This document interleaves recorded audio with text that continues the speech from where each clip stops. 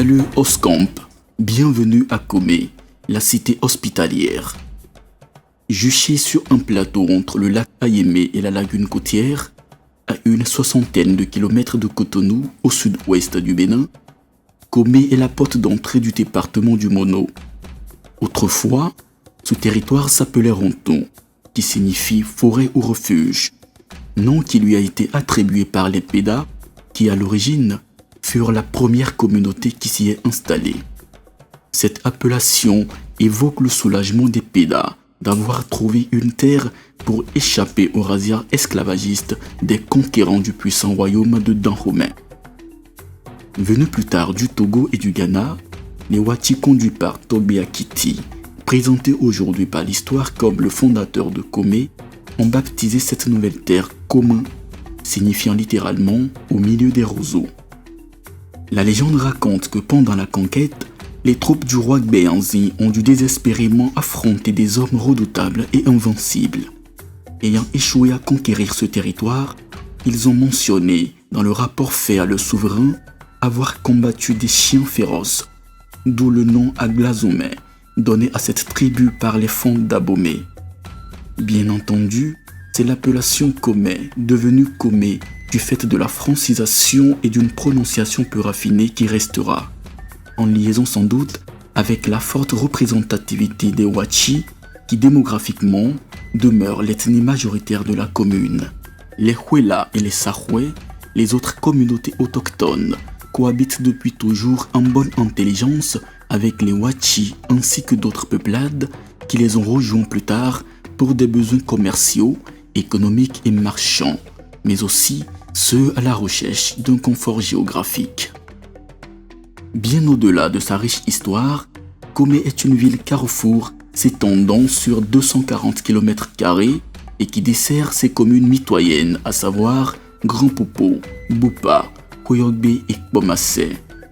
En provenance de Cotonou, la capitale, ou de Ouida, la cité touristique, la ville de Komé s'illustre par le giratoire Benesuka, l'une des premières attractions qui retiennent l'attention de tout visiteur qui s'y retrouve pour une première fois.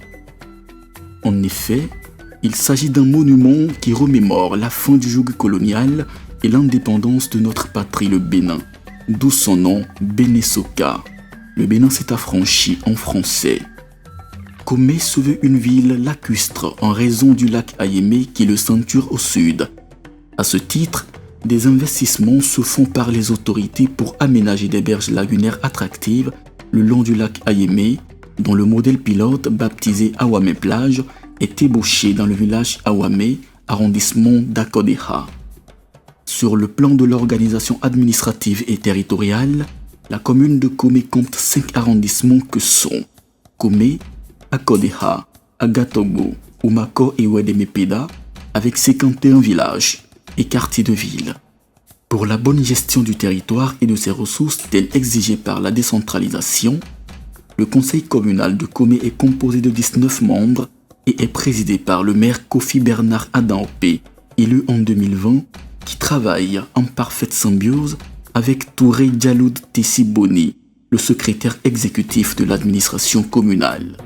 En matière de coopération décentralisée internationale, la commune de Komé, après une longue et fructueuse coopération entretenue avec la ville de Guyancourt en France, a tissé depuis le 14 novembre 2023 une nouvelle convention de partenariat gagnant-gagnant avec Oscamp, une ville belge dirigée par le maire Jean de Keyser. Ville cosmopolite et dynamique, Komé se démarque par son riche patrimoine culturel, fait essentiellement de 3 rythmes traditionnels qui font la fierté de ses habitants.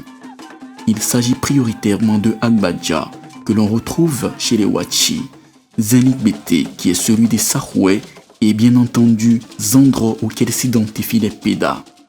Prêtons les tympans, Agbadja résonne.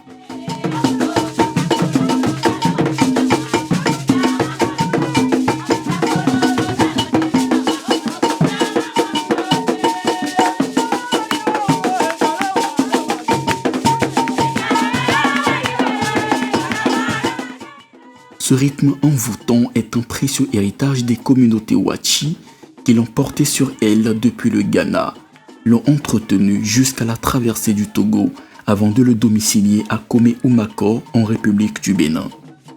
Agbadia s'exécute lors des grandes fêtes et cérémonies populaires à l'instar de Agbé signalé, la plus ancienne des retrouvailles identitaires des Wachi du Bénin, du Togo et du Ghana.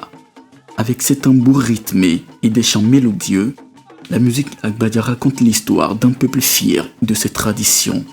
Chaque note qui résonne, chaque pas de danse est une célébration de la vie, une invitation à l'unité, à l'amour, à la fraternité, au partage, mais aussi pour solidifier les liens sociaux. Agbadia est un mouvement rythmé, suivant des angles de déclinaison bien calculés du chorégraphe. Parfois, les pas de danse du Agbadia sont un message fort à l'endroit des déités, à l'honneur des ancêtres et en mémoire des défunts. De même, le son des tambours du Agbadia dans d'autres circonstances fait référence à la joie, à l'espoir et à la commémoration des grandes victoires. Ici, la musique est un pont entre les générations, reliant le passé au présent. D'ailleurs, pour préserver les acquis historiques et l'héritage musical des aïeux, le festival Agbadia authentique est initié depuis quelques années par les Wachi et se tient annuellement à Oumako où nous avons enregistré cette séquence de notre mini-métrage.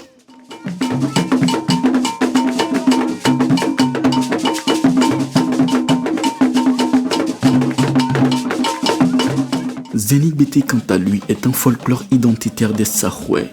À l'origine, ce rythme puissant est pratiqué pour évoquer l'énergie, l'esprit d'abnégation, la résistance et la quête de la liberté qui distingue les Sahwais parmi les autres ethnies. Mieux, Zénig Bété par ses sonorités loue la bravoure des Sahwais qui ont mis fin à la mission du général Grange entre 21 juillet 1918 et 30 janvier 1919 lors des mouvements de révolte menés contre la colonisation française au Dahomey, le Bénin d'aujourd'hui.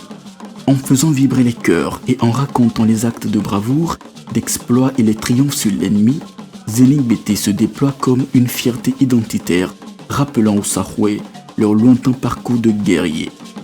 Voici un tempo rapide.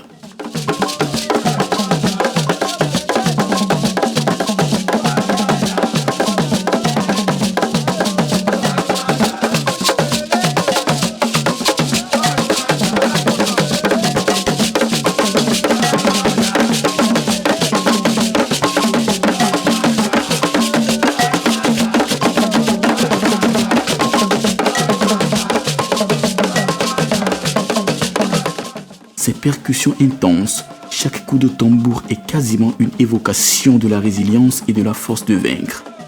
En outre, Zénig Bété, c'est aussi une danse, une démonstration chorégraphique qui justifie chaque déhanchement du corps, disons un écho héroïque de l'histoire et de la culture des Sahwais.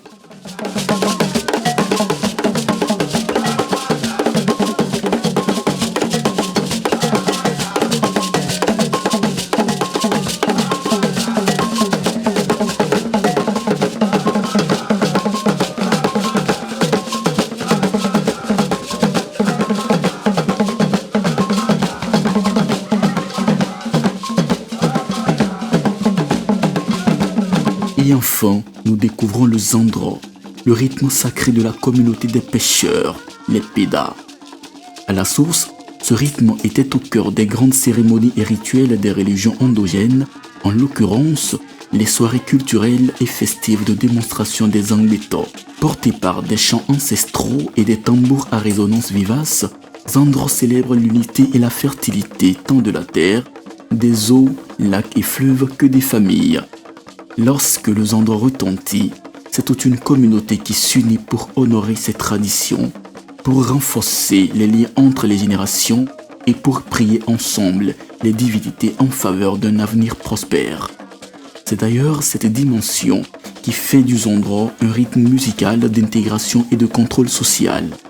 Sa résonance, surtout lors des rituels, fait venir au bercail tous les fils et les filles Pédas, ainsi que tous les villages apparentés, ce qui montre le sens d'appartenance au groupe socioculturel et la consolidation relationnelle entre acteurs de la communauté Péda. Askabuya wesilenelo.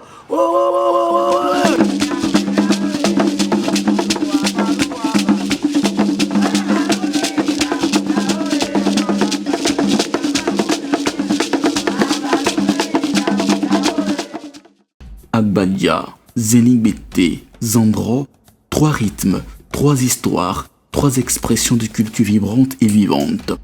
À Komé, ces rythmes résonnent au quotidien et rythment la vie des communautés autochtones et résidents. C'est le témoignage de la richesse et de la diversité de cette terre cosmopolite où se côtoient désormais plusieurs civilisations, religions et langues. Des générations passées à celles actuelles, ces musiques sont l'âme de Komé, une ville où les traditions ne s'affrontent jamais.